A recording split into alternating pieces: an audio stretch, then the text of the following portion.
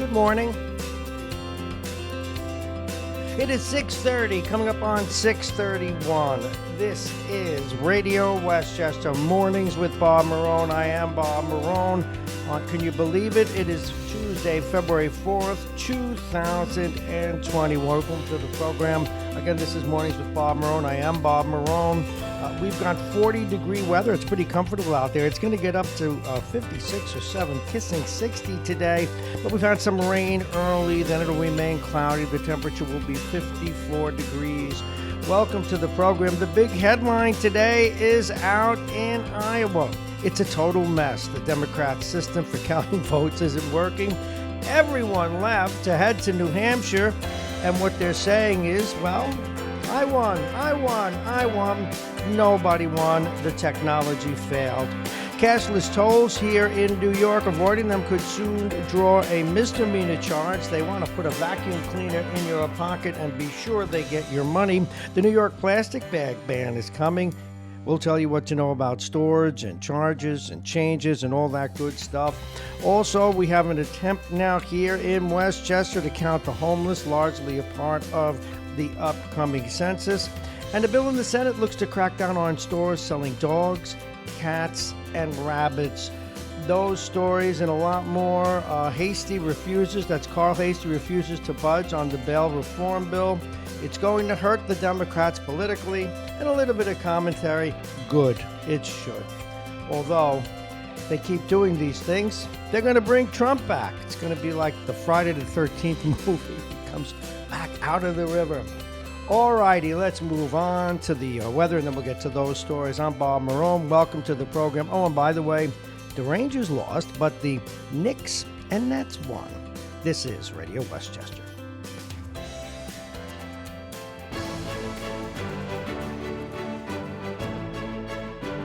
All righty, it's weather time. As we said, it's 40 degrees right now. It's going up to 56 today. Temperature's comfortable, but we'll have some rain early. Tonight, though, this rain is almost ended now. Tonight, mostly cloudy with a mix of snow and rain. The temperature getting down to 36. Tomorrow, morning showers giving way to increasing sunshine. The temperature 42 degrees. And it's a Thursday. Periods of snow, sleet, and rain, changing to rain. None of it ever sticks anymore. That's a good thing. We'll get up to 44. And Friday, more rain, though early, then remaining cloudy. The high will be 47 degrees. The overnight low will be 29.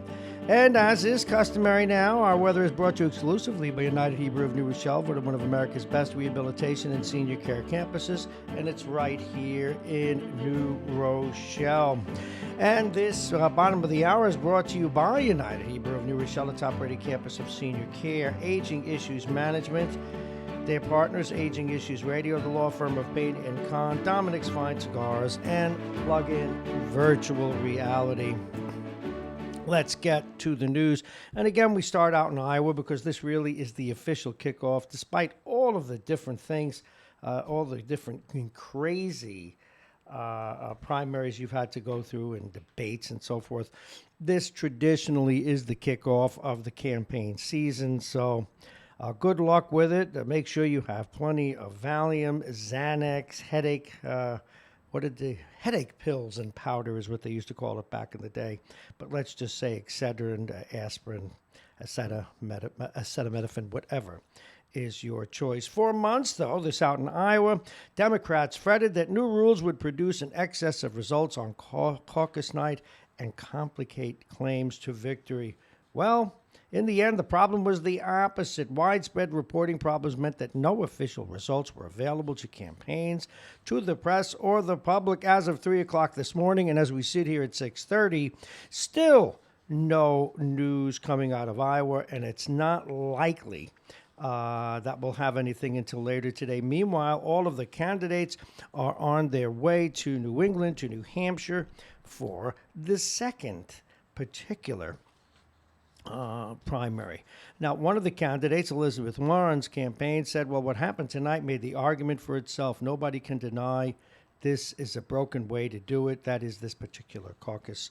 It was a total mess. And the chaos unfolded slowly Monday night as it became clear that the delay in results was due not only to new rules, but this system itself. So technology takes a hit, but you got to blame the people running the technology. Now, if I were a Republican, let me put it that way. If I were running against the president in this case, the current president, I would, or for him, pushing for him. You'll pardon my confusion. If we move the camera one more time, I'm going to be looking up at the ceiling. Sorry. I would say if the Democrats can't run a campaign in a tiny state like Iowa, how are they going to run the country? And I needed to take that swap at them. They've earned it.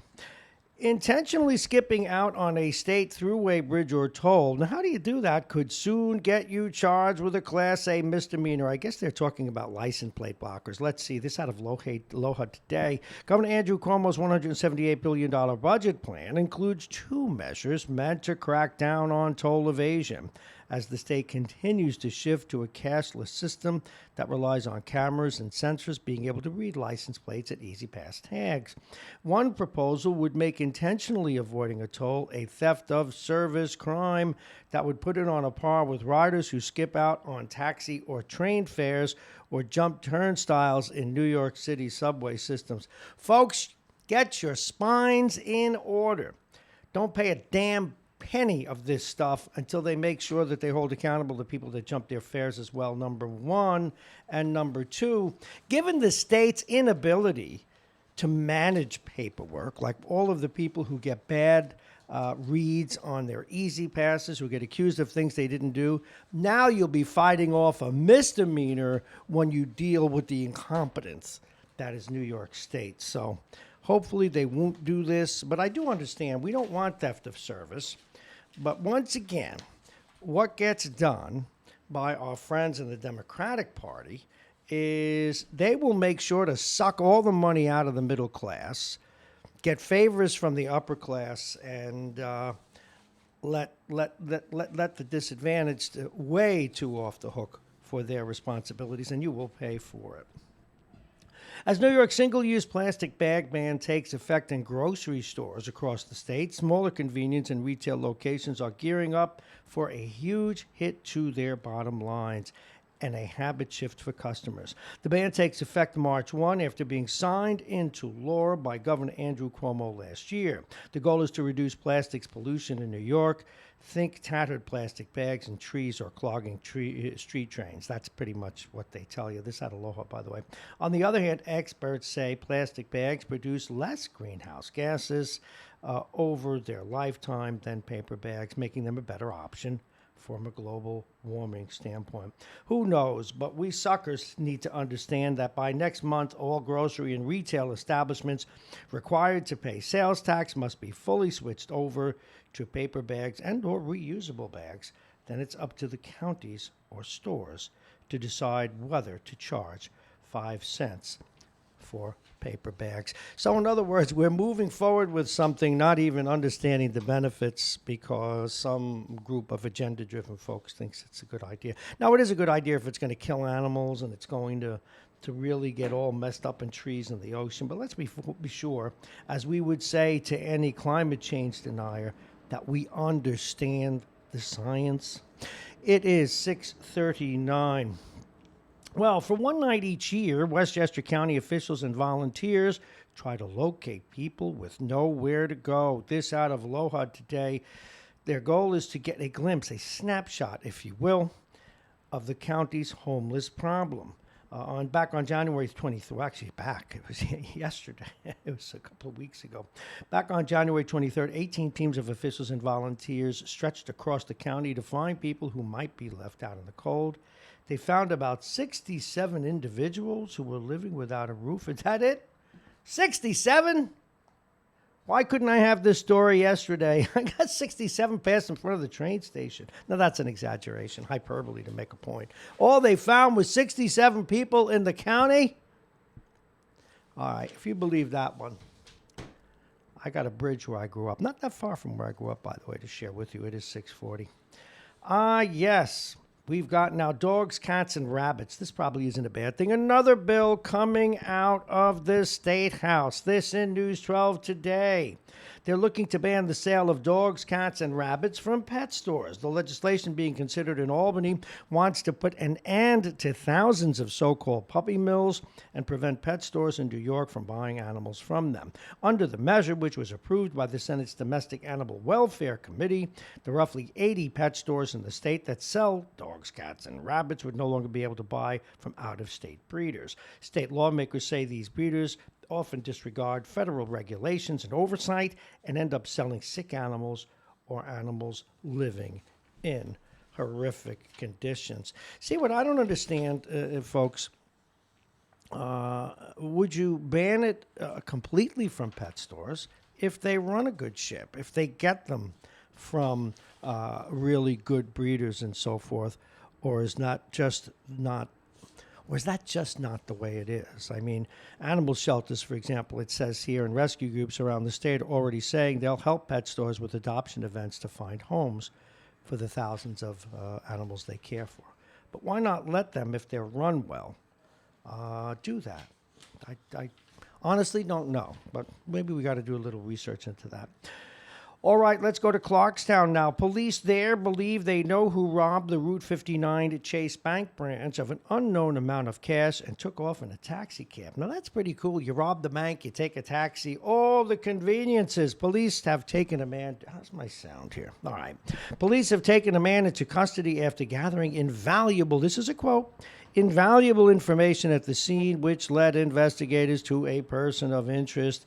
The police were not ready to identify the man, however, or charge him with the robbery, which was called into police via 911 at 10:48.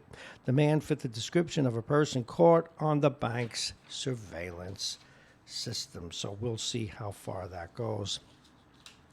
More stuff coming from the powers that be. This out of LoHUD today. Attorney General Letitia James late Friday appealed to a judge's order that struck down New York's emergency ban on flavored e-cigarettes. James asked the appeals court to overturn the ruling by acting State Supreme Court Justice Catherine Cholakis, who in part said that Governor Cuomo and health officials exceeded their authority in approving the temporary ban. The judge asserted the ban fell under lawmaking and policy actions reserved to the state legislators. Oh, someone who thinks the legislature has power. How come this judge isn't on the federal level? Anyway, sorry, I digress as we head more toward a dictatorship. James' office disputed that ruling and asked the appeals court for further clarification of how, quote, separation of powers doctrine cited by Cholakis applies to the battle over the emergency vaping favor ban. Well, in this case, you do need someone to make a quick decision. And that is now taking my tongue out of my cheek, why even now in the impeachment hearings, etc., are coming to an end in Washington, why that is such a sticky wicket, because you don't want to take executive powers that are needed from a president or a governor, but you also don't want them to run off like a dictator. It's not an easy question to answer, but we ought to know when power is being exceeded, but if it's our guy, evidently not. All right, Groundhog Day, the best commercial. We got to throw this in, lighten it up a little bit. And we'll talk a little bit during my monologue in a moment about why we need to do that. Even Fiat Crystal had a hard time of finding Bill Murray. Bill Murray is famously, he doesn't have an agent. He doesn't even keep a phone number. He doesn't publish his address. Doesn't have a website, so no one ever really knows where to get a hold of him. All he has is 1-800 number where you leave a message, and then he gets back to you if he's interested. And they did get him. He says it's his last commercial, but he's also made some vodka commercials for friends, though, for people who live over in Rockland where he lives. He's done favors for them doing commercials. But he did do that commercial for the Super Bowl for Fiat Chrysler, and it was considered by most to be the most popular. And another light issue before we get into more heavier and local issues. A total of 17 films received multiple nominations for the Oscars. Boy, they were on February 9. I can't believe it. Usually I thought it was in March, but hey, Access Hollywood and that stuff is not my thing, but I do enjoy movies. A total of 17 films received multiple nominations. Joker received the most, followed by The Irishman, 1917, and Once Upon a Time in Hollywood, which all received 10 nominations.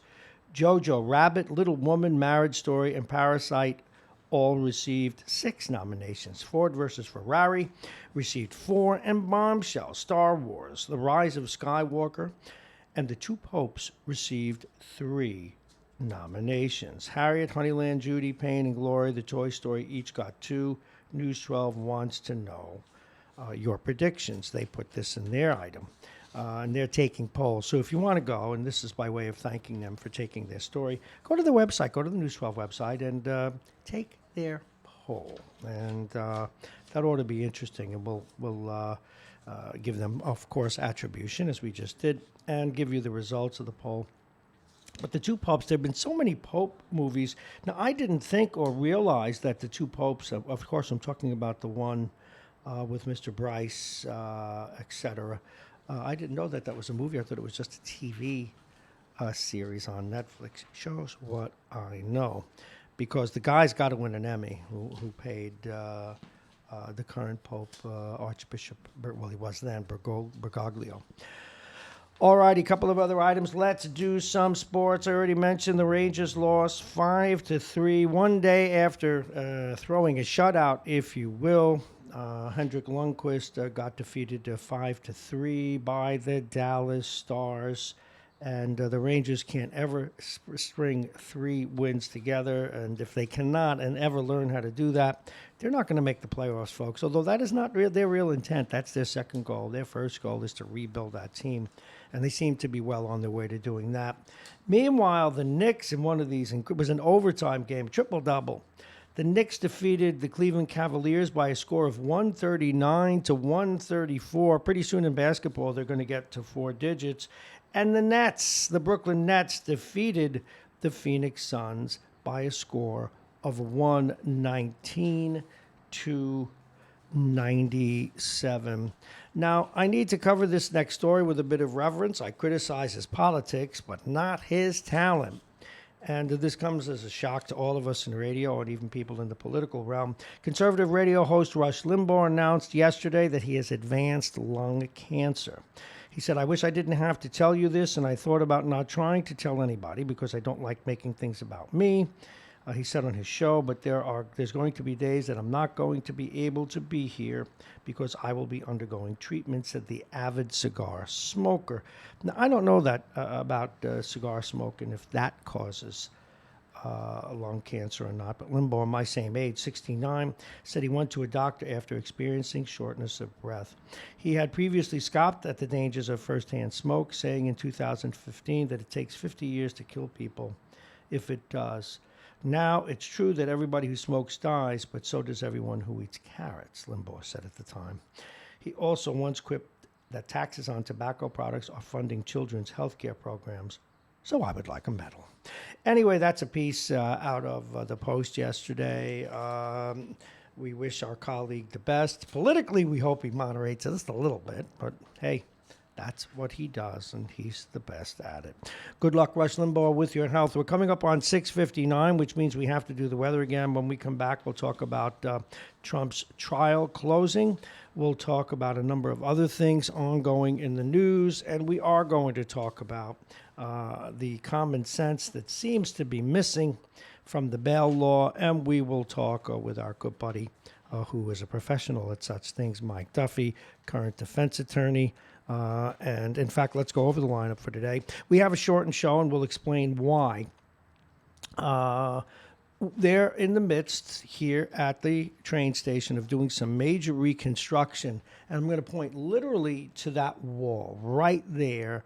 On the other side of this wall are the men's rooms and ladies' rooms that we have been waiting years. The city of New Rochelle, MTA, everyone involved, waiting years to finally do a major rehaul of. And it's all part, and again, we realize it's been delayed, but it's all part of the major overhaul of the train station and modernization of it, of which we are a part. signage, a new paint job, which they've already done. So we are going to shorten today before the noise begins, and then we are... Now, again, you'll turn on the radio tomorrow or you'll go on Facebook, and it's not as if we won't be there. We'll be there. But those of you clever enough to listen closely will get the sense that it wasn't that day's show. We will not be here in person tomorrow or Thursday while they do the construction. And right now we're planning for a Friday show, but we'll work it out with the developers. But once again, they're going to be knocking down. They're not going to knock down this wall, but they're going to knock down everything on the other side of it, and it just wouldn't be conducive to good radio. So now that you know that, we will be out of here at 9 o'clock today, although our repeat shows will begin literally right after that. Our first guest will be Vince in about 9 minutes at 9 o'clock, Vince Russo. Then we'll talk with Mike Edelman, or Triple Bogey, as our callers like to call him. Then we bring Mike Duffy on. We'll ask him how he feels. Again, Mike Duffy is a pro-Trump Republican, so we get another spin on that, and that's healthy for us. But also he is a true blue patriot, defense attorney, and former investigator for the DA's office here in Westchester, as well as a detective and cop on the beat, or was. Just a great guest to have. Then we'll torture Jake a little bit. What's he going to do now that the football season is over?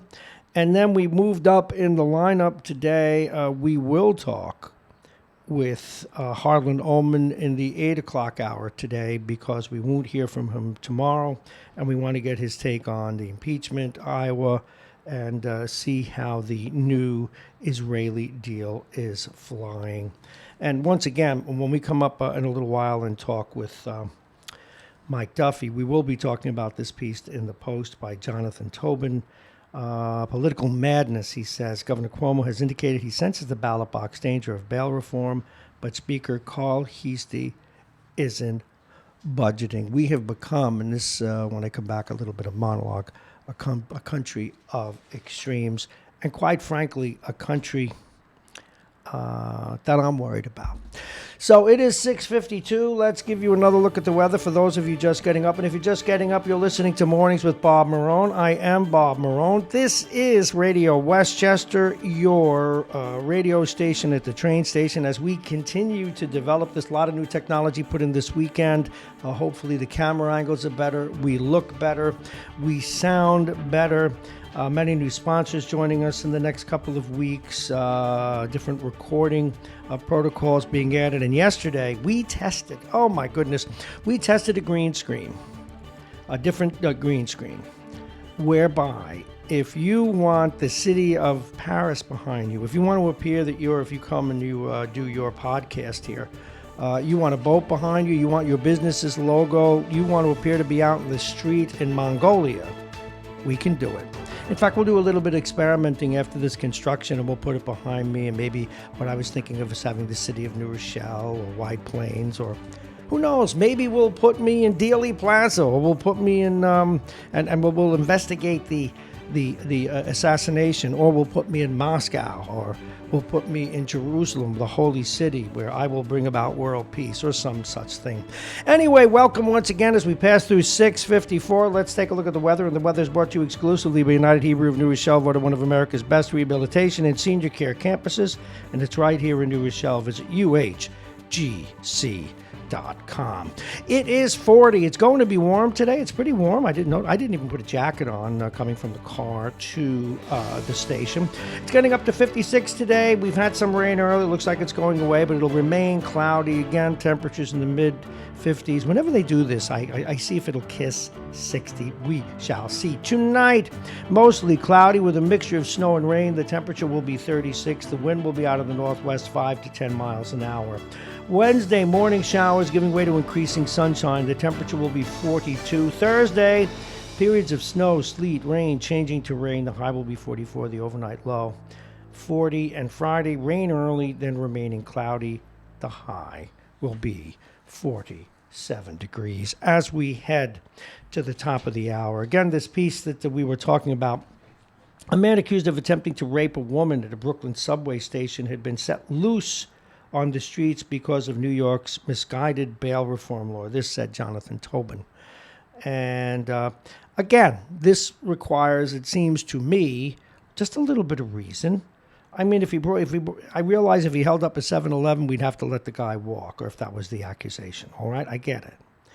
If he didn't threaten anyone, if he didn't have a gun, if he didn't have a knife. Just ran in and stole the money. If he had a knife and he used violence, he shouldn't be there. It's common sense. Hold him. But don't hold him forever. You know, what we do in our society is we do these carte blanche things to replace what should require wisdom and judgment. It happens in everywhere. Most of you going to work have bosses that you know don't belong. Most bosses suck at what they do. And rather than make judgments and you make decisions, they'll try and refer to some rule. They'll try to refer to some sticky law. They'll try and say it's in the book rather than do what they know they should do and use judgment. And if our judges are unable to make these judgments, we should get new judgments. If we don't have enough people to move through the court process, we should get more people in the courts so that people of lesser means don't have to spend more time in jail because they don't have the money for smaller crimes. So doing away with bail is like the idiot manager and dopey boss I once had, that when I was in charge of letter writing for my company, forbid us from using the word inconvenience in writing apology letters because one of our employees could not spell it. And that's what this is.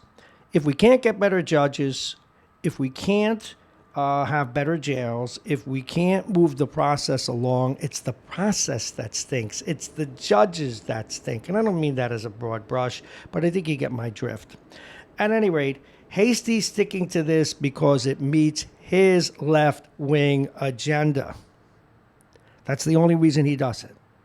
Now, does he believe it? Probably, because he lives in a bubble like all people of extremes do. At any rate, the Legal Aid Society, for example, urged New Yorkers not to draw any conclusions from the fact that a man who was awaiting trial on other criminal charges was free to allegedly try to rape a woman in the subway last week. That was the same message we heard from the NAACP and the New York Civil Liberties Union when they demonstrated on the steps of City Hall last Friday, demanding that the legislature ignore cries to rescind the misbegotten reform. Well, for those of us who want it amended, we're not asking that you rescind it. I don't want some poor soul who doesn't have the money staying in jail, but someone who's a repeat criminal with a record, someone who uses violence, any kind of violence, but sexual violence against a woman or a man. I'm sorry, we've got to hold them. Now, again, if they want to do comparisons to people of means based on the same crimes and records and say this is unfair, and you want a special appeals process that says, look at this, we got to let this guy go, do it. Do the job better. But this is absurd. And this is a guy who used to skew left on things like this. I mean, okay, keep pushing me. Don't worry, I'm not going to go so far that I'll vote for Trump, but one never knows. We'll be talking about that in a moment. Another story, the Trump trial, speaking of Donald Trump, closed or is closing. It will close by tomorrow after the president's State of the Nation speech tonight. Closing arguments were aimed more toward history than to sway the outcome. One final chance to influence public opinion and set the record ahead of his expected acquittal in the Republican-led Senate. The House Democratic prosecution drew on the founding fathers and common sense to urge senators and Americans to see Trump's actions are not isolated, but a pattern. The president's defense counted. The Democrats have been out to impeach Trump since the start of his presidency. Nothing short of an effort to undo the 2016 election. That's all fair, I guess. But the one thing that the Republicans, I got to throw them under the bus for, they keep saying that it was the Ukraine that... Stop that. You embarrass yourselves. Bad enough, I believe that the Republican Party, the group that's in today, not the whole party, not forever, but the group that are in today will be known as the second coming of political quislings. And they're going to be dealing with that for decades, okay?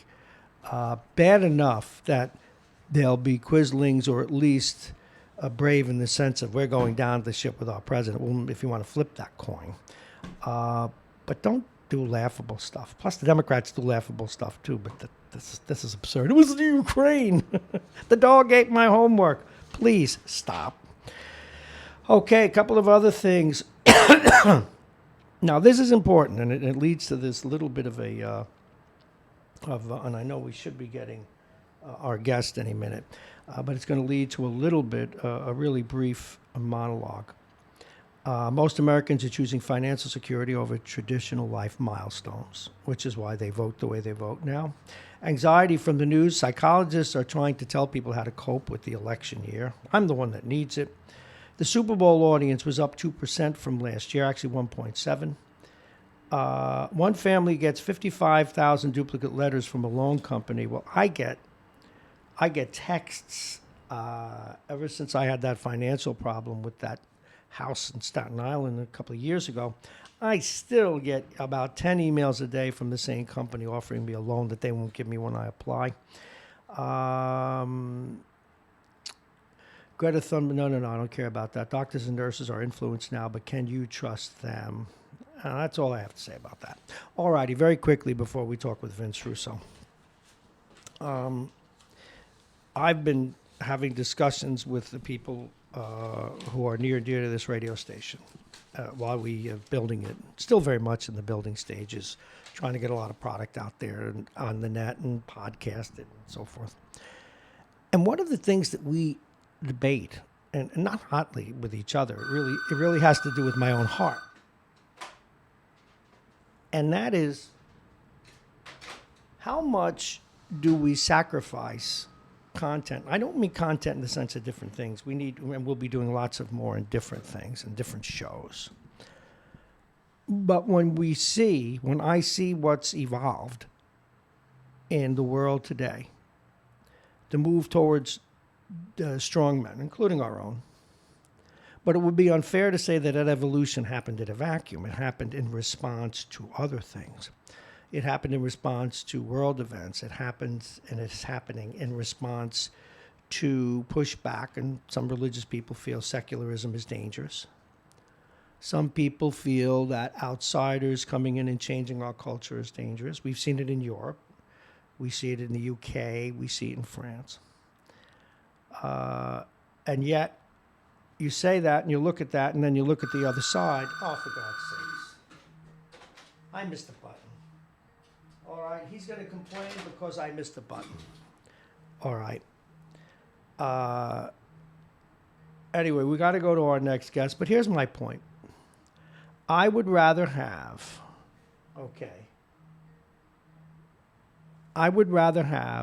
our callers and the people who are involved in this radio show speak their minds, talk the truth, beat me up, beat up the facts, and continue to converse. But what I'm finding in the country now is that the right answer is not whether or not a person did the right thing, but whether it works. And I'll be with you in a minute, Vince. If the things that the president is doing, I mean, even today, do you know the fact that the caucuses got messed up, the stock market went up today, or at least the futures did, because people feel the president will be elected, and he's been good for the economy. The left is all happy because no one is amending this stupid law that they believe on bail. And so where do we go? Is it all about the bottom line? Because if it is, are people like me wasting their voices? Are the callers that call in, and I realize today it's going to be tough for callers, very tight show, but are they crazy to care? Are all of us just wasting our breaths? Has the country evolved to the point, or indeed has the planet evolved to the point where maybe we were naive all along? The courts are breaking down, and I'm not Mr. Woe Begone. I mean, things will go on, things will limp along. But most of the people, I'm starting to write a new blog, and most of the people that wrap themselves in the flag and then become historical about it aren't people you want to be around. Whether it's the guys that threw the hippies down the stairs in 1969, they had flags on their heads. The people in Charlottesville waved flags. The UK, rather the Ku Klux Klan waved flags. Why is that? Well, these people disgrace our flag. They don't even know what it's about. And on the other side, people burn the flag not knowing what it's about. Anyway, here's my point. I get advice every other day or twice a day from people who say, as I'm building the radio station, do this, you'll get more clicks. Do this, you'll get more views. Get this guest on. He can tell you how meditation will let you grow a 19-inch penis. And you get listeners. And so I go back and forth. Would I rather have a comment like this, a very honest comment with you that I struggle every day about whether to do a sincere program?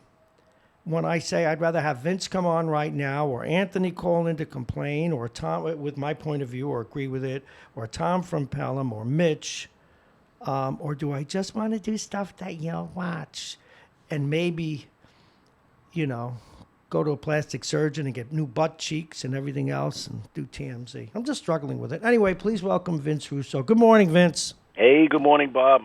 Boy, I tell you what, there was some mashup in Iowa last night. Yeah, and I had some fun with it this morning, and there's some truth to it. If the Democrats can't run a caucus, how the hell are they going to run a country? Boy, oh boy, it was really embarrassing. And, it just shows how silly that whole arrangement is that they have in Iowa with these caucuses. It doesn't make any sense. If they just had straight election, have a primary just like anybody else, at 10 o'clock we would have all been done and moved on to something else. Mm-hmm. But boy, oh boy, this whole thing, it just seems so strange that, you would go in, you would caucus with a group, and then if that person that you were supporting didn't get 15% of the people who showed up to that caucus site, then you had to go and caucus with another, give your support to somebody else. I mean, let's take Buttigieg, for instance. If in a certain caucus site, if two people went in supporting him, well, I mean, they should be counted as two supporters, Mm-hmm. I mean, this business, well, there's not enough people who supported Buttigieg here, so now you have to go and pick somebody else. Why would you have to pick somebody else? You don't support them. Vince, do you realize even as you go, I can see eyes glazing over if they watch this or because, and it's not your presentation, making this stuff so complicated. Do me a favor, just give us the damn results. And I, for one, and I've always questioned this, it's interesting politics. Why, and please forgive me, Midwest, wonderful people, nice place to travel through if your car's fast. But what the hell, why is the Democratic Party or any party starting out in podunk? Well, yeah, it's a good question. I mean, they've, quote, traditionally been the first. And, Vince, traditionally I used to kiss candy. You'd think I kissed it up to God. It wouldn't kill me. Well, the problem with your, suggestion, why don't they just give us the results? In this case, there's results and then there's results, because they're going to give three different sets of results. And I don't know how they could interpret who won this contest, because I think they said one result is going to be all the people who went in initially and said, I'm for candidate A, B, C, D, whatever it was.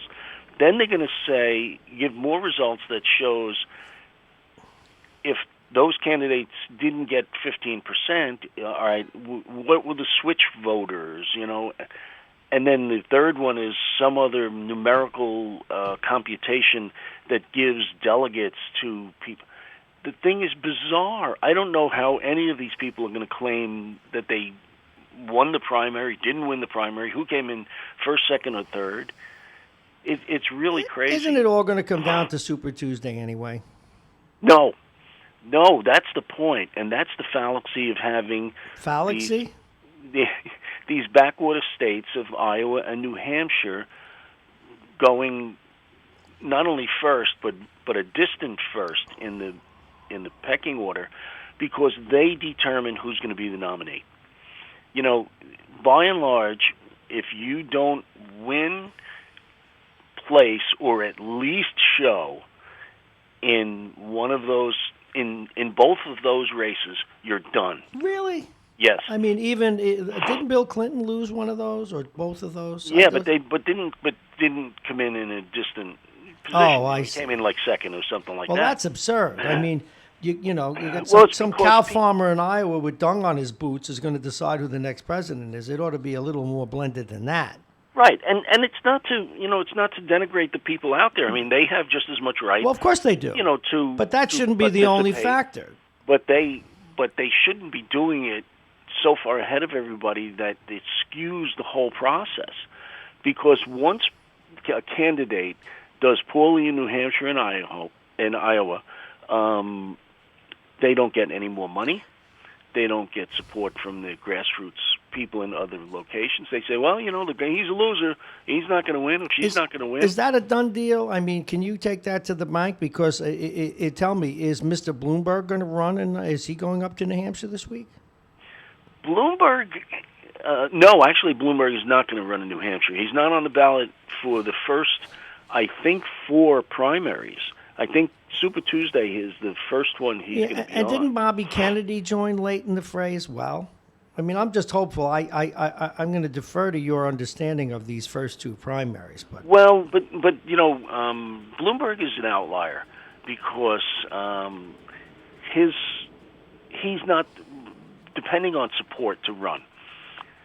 So it doesn't matter what happens in Iowa and New Hampshire for him, because it's all about the money. Mm-hmm.